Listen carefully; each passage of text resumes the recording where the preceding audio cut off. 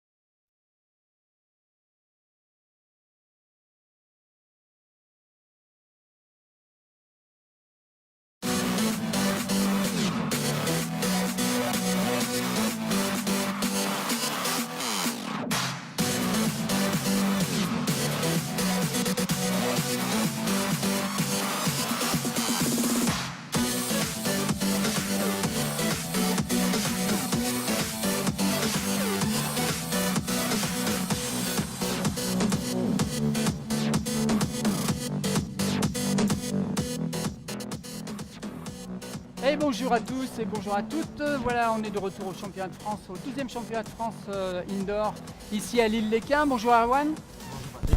Alors voilà, le programme c'est qu'on passe derrière Regan et Leslie. C'est un sacré challenge déjà de passer derrière deux pros qui ont l'habitude de commenter pour cette finale du championnat de France à 8, en vol relatif à 8. On a choisi de vous la faire en français comme on dit et on va tenter d'animer ça avec Erwan. On est donc à Wemby, on est au championnat de France jusqu'à 12h30. Vous restez connectés sur la page de Wemby Indoor Skydiving, bien sûr. Et si vous y êtes, puisque vous nous regardez, vous partagez avec les copains, les copines pour assister à cette finale. On a des enjeux quand même qui sont assez fixés maintenant après les 8 manches. Exactement, Patrice. Pour le titre de champion de France en vol à 8, on va dire que probablement l'équipe Wemby Girl a fait le trou et ça devrait pas être possible de la rattraper. Par contre, pour les deux autres places du podium, entre VR8 Max, Insomniac Wemby, After Eight et même peut-être Chama-Palaire Clermont, toutes ces équipes se tiennent dans très peu de points, il y a très peu d'écart et par rapport les deux sauts qui restent à faire, le podium n'est pas du tout décidé. Donc vous l'avez compris, vous êtes obligé de rester avec nous parce que si vous voulez savoir quand même comment va se composer le podium à partir de cette 10e manche, même si, avec ce que Erwan nous a dit, on sait que les filles auraient des difficultés à être rattrapées, ça peut se jouer quand même dans un mouchoir de poche. On sait malgré tout que le saut suivant, c'est un saut très technique. Bonjour les Français. Bonjour les Français, ça va bien.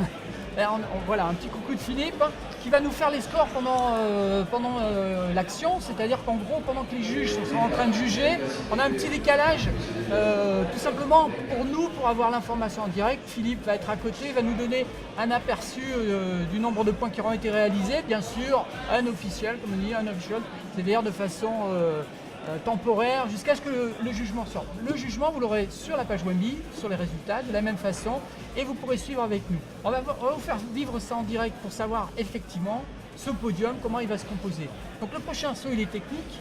Il est technique avec deux blocs assez délicats qui prennent beaucoup de place dans la soufflerie et donc il va falloir que les équipes arrivent à bien se centrer dans la veine devant pour que tous les équipiers puissent avoir assez de place pour effectuer leur mouvement. Avec, on peut le noter, des noms. Pour définir les blocs et les livres, on a des lettres et des numéros, c'est plus facile. Et sinon, on peut les appeler par leur petit nom. On vous en reparlera tout à l'heure. Ah ouais, moi j'adore. Là, il y a un bloc là, c'est-à-dire deux figures qui s'enchaînent l'une par rapport à l'autre avec un enchaînement imposé. On appelle ça le nacho. Effectivement, c'est très très technique.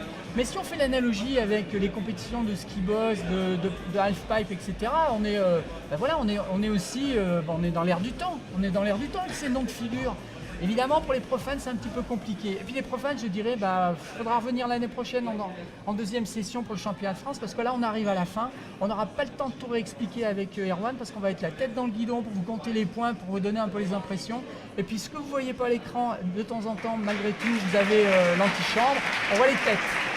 Comme ça va aller très très vite, on va quand même en profiter vite fait pour faire un petit détour par les félicitations qu'on veut apporter aux organisateurs déjà, le soutien de la fédération bien évidemment, mais Wemby, la grosse équipe de Wemby avec Thomas, avec Bruno, avec Julien et avec Aurélien, et là c'est bon, on dirait qu'ils ont mis les moyens. Vous n'oubliez pas, derrière vous avez tous les partenaires, c'est évident que sans le soutien de tous ces gens-là qui sont avec nous, derrière nous et tout le temps pendant, un championnat de France comme ça, c'est beaucoup plus difficile à organiser.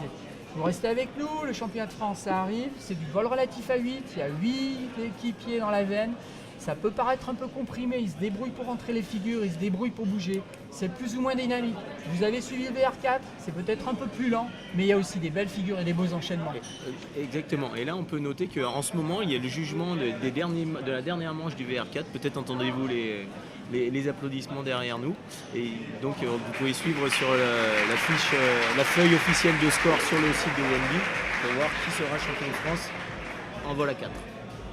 Oui, c'est vrai que le retour ici sur les images du jugement. Maintenant, vous les avez, vous, certainement sur la page Facebook. On vous laisse faire le petit détour avec le petit clic pour aller sur les résultats. On va en profiter aussi pour remercier tous ceux qui ont suivi Leslie Regan à l'international. Thank you for the foreigners who has followed us. Maintenant, on est rentré, c'est parti. On part sur du 801, pardon, la 801. Qu'est-ce qu'elle vaut cette équipe? C'est une équipe qui se maintient pour l'instant à la 11e place du classement Open, donc avec un score assez honorable de 16 points de moyenne sur l'ensemble des manches. Et là, le départ est bien maîtrisé. Donc on voit avec des figures difficiles où tous les équipiers sont de dos. Donc il faut réussir à garder la distance entre chaque équipier et rester au même niveau pour pas qu'il y ait de chance de se monter les uns sur les autres.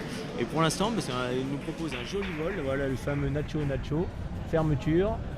Là, il faut qu'ils accélèrent un peu quand même, parce que là, ils sont à l'11e place, mais ils peuvent aller gratter le 132 points, c'est devant eux. Ils sont, et puis ils sont talonnés avec 126 à ce niveau-là. Nos amis anglais, il faudrait peut-être quand même qu'ils restent concentrés, bien sûr, mais un tout petit peu plus de vitesse. Ils peuvent rentrer dans le top 10. Ils peuvent rentrer dans le top 10. Donc là, franchement, on va attendre ce que nous donne Philippe comme résultat. Évidemment, c'est un vol calme qui cherche à ne pas faire de faute avant tout. Peut-être que sur les 2 dernières manches, une petite prise de risque. Peut-être prise de risque. Mais par rapport au vol d'hier, je pense qu'ils sont un peu améliorés. C'est beaucoup plus clair, beaucoup plus précis. Et ils sont bien restés sur le même niveau. C'est vrai qu'ils sont un peu montés en puissance. On a un petit peu de difficulté avec... on tournerait autour de 15-17 par là, voilà. Ouais, on regardera après. Bon, c'est parti. Chamapaler-Clermont. Donc, Chamapaler-Clermont, ils sont à la bagarre pour une place sur le podium.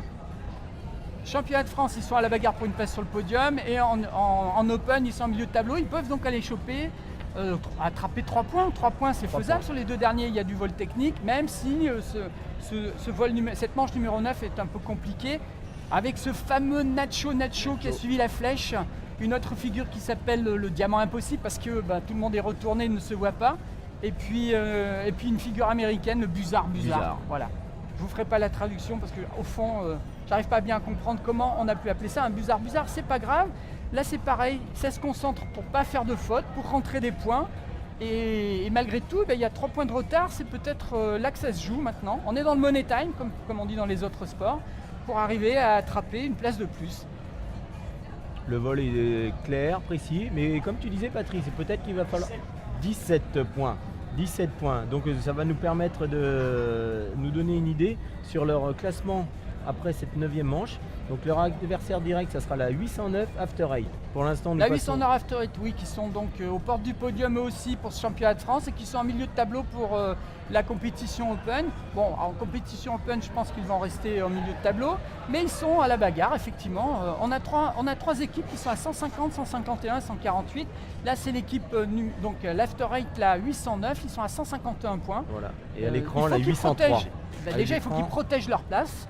Rien n'est gagné, et puis peut-être aller chercher la place au-dessus, voilà. La 3e place sur le podium. Voilà, là, à l'écran pour l'instant la 803 Wildebeest, nos amis belges. Donc, hop, toujours. Alors vous voyez que ces figures, elles sont très étalées, donc il faut absolument que chaque équipier ne prenne pas trop de place et il soit placé précisément pour ne pas gêner les autres tranquille, ses partenaires. Oui, c'est tranquille, c'est lent, c'est tranquille. On voit bien que là, ça assure les points pour ne pas prendre de faute. Voilà, très concentré.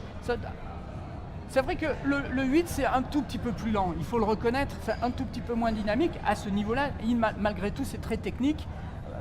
Il y a beaucoup de vérifications. On ne peut pas oui, bien sûr, voir toutes les prises, donc comme on en parlait hier, des fois il y a des vérifications croisées.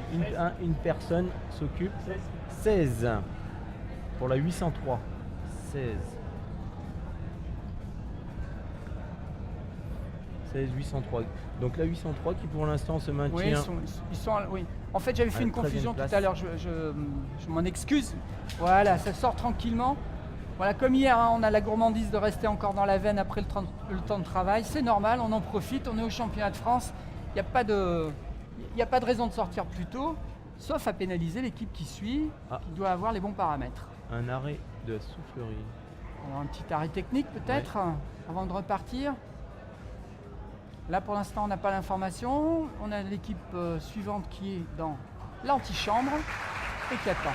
Les applaudissements, bien sûr, ne sont pas liés à ce que vous voyez dans la veine. C'est un décalage par rapport au jugement du vol relatif à 4. Ouais. Voilà, le casque vert dans l'antichambre, c'est Martial Ferret, toujours l'inénarrable, qui est là à motiver ses troupes pour le vol relatif à 8, pour le futur du vol relatif à 8 en soufflerie. Un petit détail technique, non mais voilà, ça a l'air de repartir. Regarde, 85 km/h, Ça y 110, est. 111, 135, c'est reparti. Il y avait une petite pause technique. On va prendre, je pense, une petite minute de retard par rapport à notre timing. Vous nous en voulez pas, vous nous suivez, vous restez connectés. De toute façon, vous êtes tous des geeks du parachutisme indoor. Vous restez avec nous. C'est parti. Pour l'équipe 804 qui est au niveau championnat de France, eh ben, je crois Elle n'est bien pas qu'elle classée. est pas classée. Oui, c'est la double appartenance. Voilà. Elle n'est pas classée parce que Martial est dans plusieurs équipes, donc celle-là est hors classement. Donc voilà, vous allez, à force de voir les sauts, vous allez bien connaître le programme du vol à 8. Donc Buzard. 132 Arrivé. points quand même. Le PCP. La flèche et le fameux Nacho. Le Nacho. Voilà. Qui Il est rentré. s'engraine parfaitement. Et voilà. Et malgré le peu de place de la soufflerie, on peut voir que la précision des équipiers permet d'effectuer des 360 sans qu'il y ait aucun Ah, contact. mais il y a du travail de fait, c'est évident. On ne vient pas au championnat de France en touriste, même si on est des équipes de clubs modestes et qu'on n'a pas 500 heures d'entraînement dans la veine, on vient quand même aussi pour pas être ridicule et situer son niveau par rapport aux autres équipes, c'est bien, mais progresser, comme veut le faire Martial là. Voilà. C'est lui qui donne la clé avec le casque vert. Ce qui nous permet d'ailleurs de comprendre un petit peu mieux par rapport à ce qui se passait autrefois en l'air. Voilà, on est sur 16 points. 16 points. C'est assez cohérent par rapport à toute la moyenne des sauts qui ont été faits jusqu'à présent. Bon, si on regarde bien, bon, à part la troisième manche, mais qui était une manche beaucoup plus rapide, où on s'aperçoit que toutes les équipes ont scoré beaucoup plus, ils sont assez cohérents. 805. Donc la 805, eh ben, ce sont nos amis italiens qui font donc la compétition sur le classement Open, bien sûr pas championnat de France. Là, il y a un stand-by avant le départ.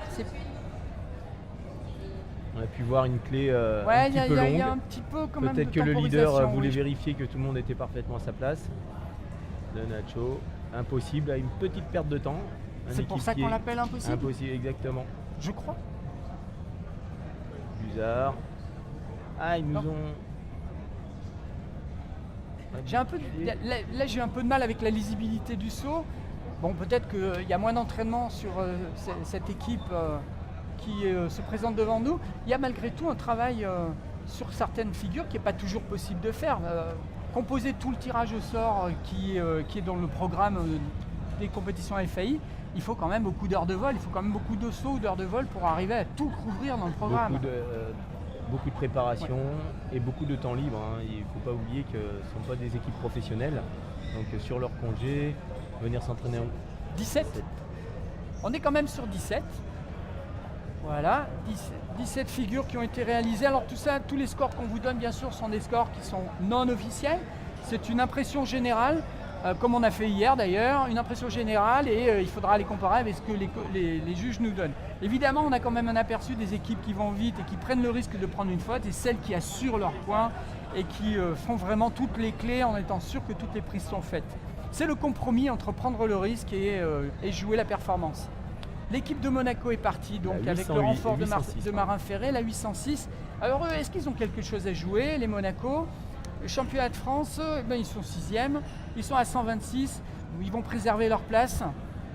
Je ne pense pas qu'ils puissent aller chercher une place au-dessus pour l'instant. Donc là, on va avoir une équipe qui conserve son niveau, qui cherche sa moyenne, puis qui cherche aussi à se faire plaisir, sans faute, sans trou de mémoire, en cohérence jusqu'à la fin du championnat de France.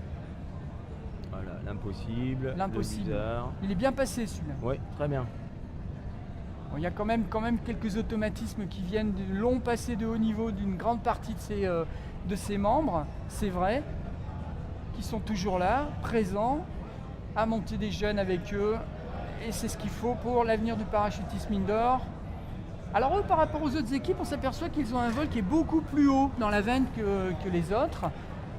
C'est un choix technique et d'ailleurs qui est bien agréable parce que ça nous permet de voir 16 sur une points. autre approche. 16 pour les Monaco.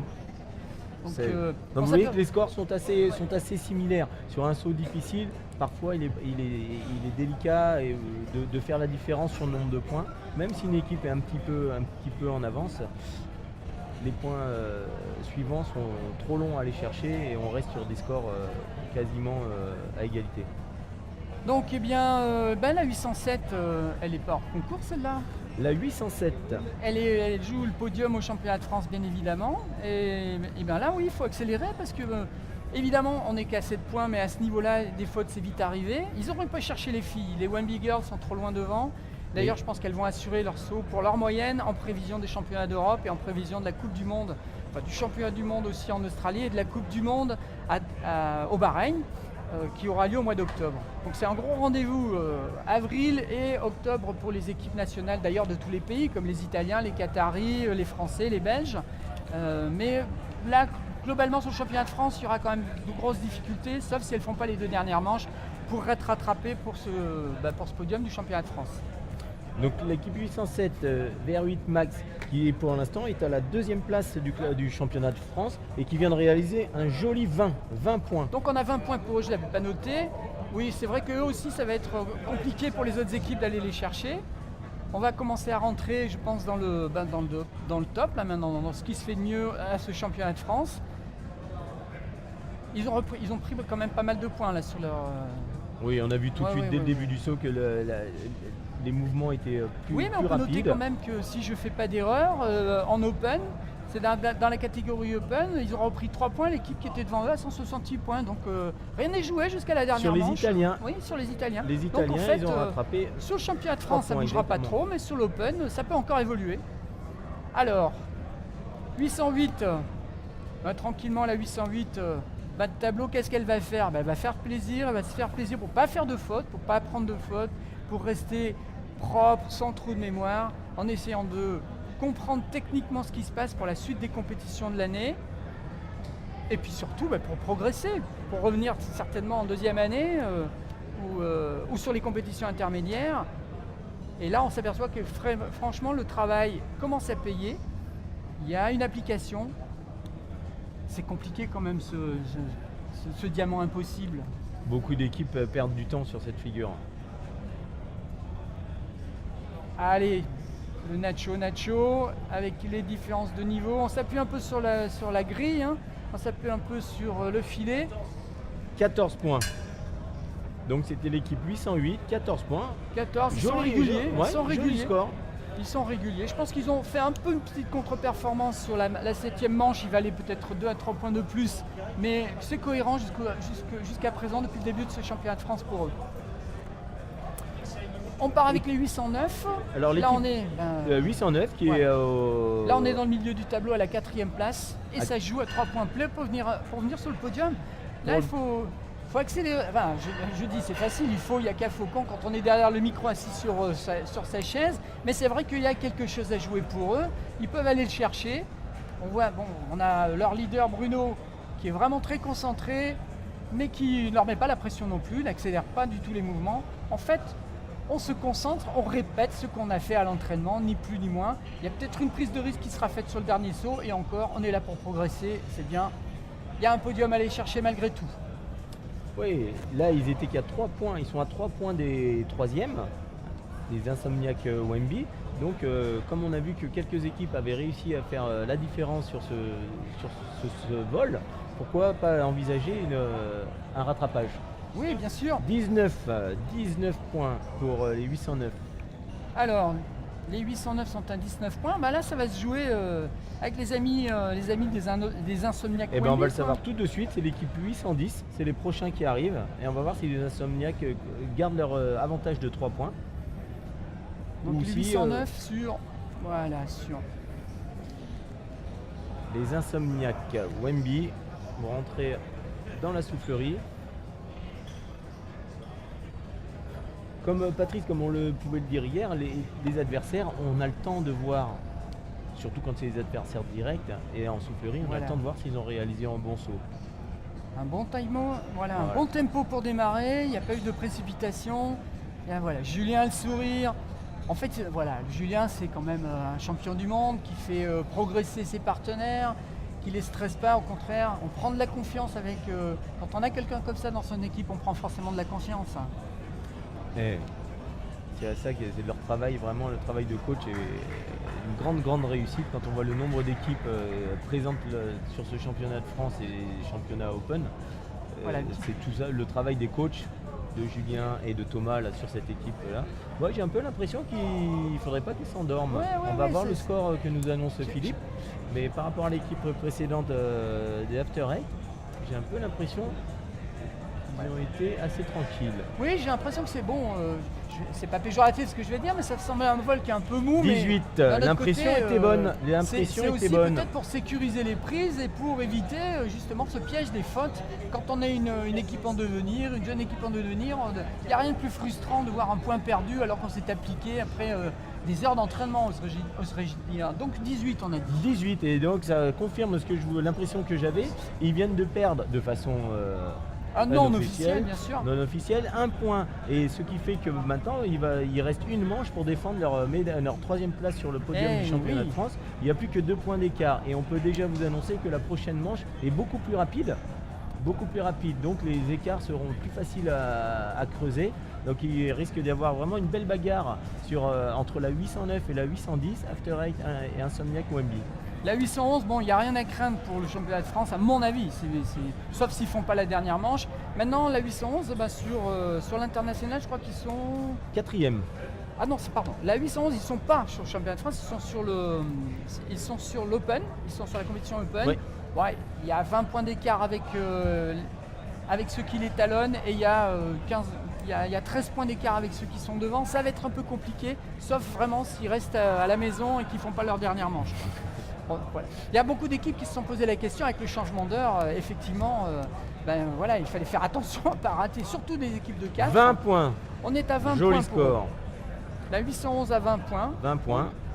Alors, la 811, ils sont 8. en Vélos QRF. C'est un très beau score. Et ils conservent leur belle moyenne. Oui, je pense pour qu'ils l'instant, vont ils vont rester être là-dedans. à Ils vont 22 rester dans points cette de 4 moyenne places. sur 9 manches. C'est une vitesse. Alors, pour vous donner une indication, 22 points de moyenne, c'est le score des champions du monde en outdoor, d'un avion. Donc 20 points pour les Vélos QRF, ça veut dire qu'ils sécurisent leur 3e place sur le podium de l'Open, de la compétition Open, puisqu'on a la première qui est hors concours. Et pour le championnat de France, eh bien, là on est reparti, on n'est pas sur le championnat de France, on est sur l'Open puisqu'on a les Qatar Falcons. 14. C'est ceux qui sont leaders, là aujourd'hui sur l'Open avec 3 points d'avance sur les Wembley Girls. Donc 3 points, il faut les conserver. C'est malgré tout toujours ce fameux saut avec le Nacho et puis le Buzard et le Diamant Impossible et la flèche, quelque chose qui est lent.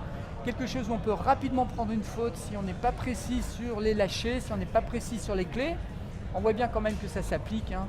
Des pros. Et puis eux... Effectivement, on peut parler d'une équipe professionnelle, comme vous l'avez déjà signalé hier. Ce sont des militaires ou des policiers qui sont payés par le gouvernement et pour s'entraîner. C'est une équipe nationale, une vraie équipe nationale. On regarde bien, là on a une cohérence de gabarit aussi. C'est vrai que 26 points. C'est une équipe qui rentre plus facilement dans la veine que les autres, il faut le reconnaître. Alors on est à 26 pour les Falcons. Ça va être dur à aller chercher, mais c'est pas impossible. C'est pas impossible. Là, il faudrait que les Wembley Girls, la prochaine équipe que nous allons voir, fassent 3 points de plus quand même. Hein. Sur ce saut, ça va être compliqué. Difficile. Déjà, s'ils pouvaient leur prendre 1 ou 2 points, 2 points ça serait magique, 1 point ça serait bien. Et avec la contrepart, c'est de ne pas prendre de faute, c'est de rentrer quand même 26 points sans faute. Et après, cerise sur le gâteau, la 27e ou le 21e point. Pour aller chercher, non pas le championnat de France parce que c'est quasiment sûr pour elle, mais cette place première sur le podium de l'Open, bien sûr. Et puis c'est un bon travail aussi pour les équipières A4 qui présentent le championnat d'Europe et la Coupe du Monde cette année, et qui sont aussi en saut d'avion, en dehors, sur le championnat du monde en Australie en fin d'année. On peut remarquer qu'elles sont rentrées avec un état d'esprit de guerrière. Ça a attaqué tout de suite. Il y a le feu, au contraire, il n'y a pas le feu, il y a de la concentration dans les visages, c'est pas crispé, ça enchaîne bien. Et puis bon, je vous le redis, c'est pas des figures faciles. Enfin, c'est surtout le technicien qui vous a dit ça, Erwan. Pas des figures faciles à enchaîner. Ah oui. Voilà, regardez, c'est propre. Alors, on n'est pas sûr. Combien ? Là, les deux coachs à côté.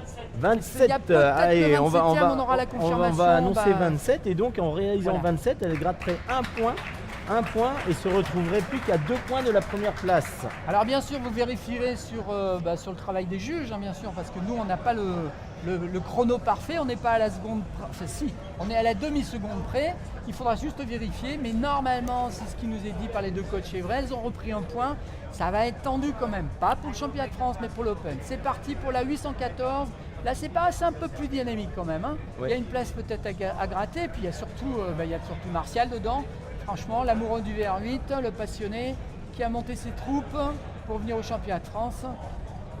Alors, Et ce qu'on peut dire, Patrice, c'est que l'équipe, donc Wemby Elders, Elle est est hors classement. elle est hors Elle est en classement. démonstration. Ce sont que des coachs qui se sont impliqués dans les. Oui, mais dans ça les donne quand différentes même une équipes. bonne idée quand même de ce qu'on peut faire avec ces figures-là et puis de vers quoi il faut tendre au niveau de la perfection. Et Là, n'oubliez on pas voit qu'il bien n'y a que des champions du monde de vol relatif Ouais, c'est- dans cette équipe. C'est un peu comme si on avait des champions de ski ou des champions de VTT ou d'autres sports d'ailleurs qui, après une petite retraite bien méritée, viennent se faire plaisir au championnat de France en amenant des équipiers avec eux ou juste pour montrer quel niveau de performance on peut atteindre avec beaucoup de patience et beaucoup d'entraînement. 26. Alors Donc, voilà, on va dire 26. que la vieille garde, entre guillemets, sans que ça soit péjoratif, parce qu'il y a quand même encore beaucoup de jeunes dans cette équipe, viennent de nous gratifier de 26 points qui seront à vérifier auprès des juges. 249. Donc au niveau des classements, Si on regarde bien, oui, les classements, parce que c'est ça qui est important. Formation, donc, Donc 8 sur l'Open, Et Wemby Elders, équipe 814, est hors classement. Elle est Mais ici en donc, démonstration. ouais. D'accord. Ouais, Avec, mais on donne quand même- ils sont en tête On de, peut donner leur classement, de la enfin, performance leur nombre de points. 249 points. Deuxième place, c'est Qatar Falcon, 240 points. Oui. Troisième, Wemby Girls, 238 points. Donc il n'y a que 2 points d'écart. Il reste la 10e manche qui va être un saut rapide, c'est-à-dire que les points vont s'enchaîner plus facilement et plus rapidement. Donc ça va être très très intéressant ce saut de finale. À la 4e place, Veloz QRF à 208 points. Et ensuite à la 5e place, nos amis italiens de Fanatics. Bon, alors pour nous, l'idéal, ce serait que les juges puissent être suffisamment rapides sans oblitérer leur travail, évidemment, sans remettre en question leur travail, pour qu'on ait un aperçu du classement réel juste avant la dernière manche du championnat de France. Toutes les indications qu'on vous a données, c'est des indications des deux coachs Philippe Chorneau et Mathieu Bernier qui nous ont aidés justement, et j'espère qu'ils ne sont pas partis trop loin. Surtout, vous ne partez pas très loin parce qu'on va encore avoir besoin de vous pour cette dernière manche. C'est un peu plus complexe à vous expliquer tout simplement parce qu'il y a des équipes qui sont hors concours. On essaye de faire vivre au travers de la soufflerie de Wemby, qui est une grande soufflerie avec 17 pieds en diamètre, une grande soufflerie qui permet de rentrer 8 personnes et donc qui permet de faire vivre cette compétition de vol relatif à 8, qui nous vient évidemment du saut d'avion et qui aujourd'hui peine un peu à trouver sa place parce que beaucoup de souffleries à travers la planète sont des souffleries performantes mais un tout petit peu plus petites qui acceptent facilement 4 à 5 personnes mais pas les 8. Il faudrait tous avoir des petits gabarits. On s'aperçoit que effectivement, voilà, je m'aperçois qu'il y a quelqu'un qui vient me dire bonjour, c'est mon frère Jean-Marc Serin qui nous fait un petit coucou. Bonjour Jean-Marc, qui est venu passionné aussi par la soufflerie. Donc je disais, le VR8, on essaye de le faire vivre. Tout simplement parce que les Wemby Men, c'est-à-dire les Thomas, les Julien, les Bruno qui sont ici, c'est des anciens qui étaient avec toi dans le VR8 France. C'est des gens qui ont été champions du monde, qui ont consacré une partie de leur vie, on va dire semi-professionnelle et passionnée à aller chercher